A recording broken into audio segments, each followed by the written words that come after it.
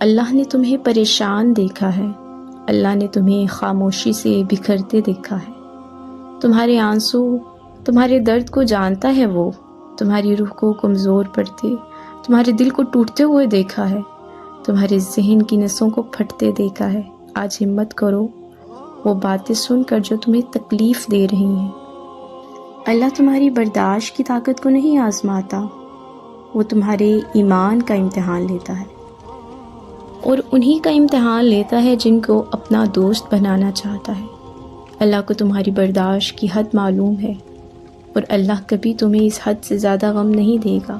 تمہیں لگتا ہے اب ہم تھک گئے ہیں، مگر تھکنا تمہارا ایمان نہیں، بس حوصلہ گھبرا جاتا ہے۔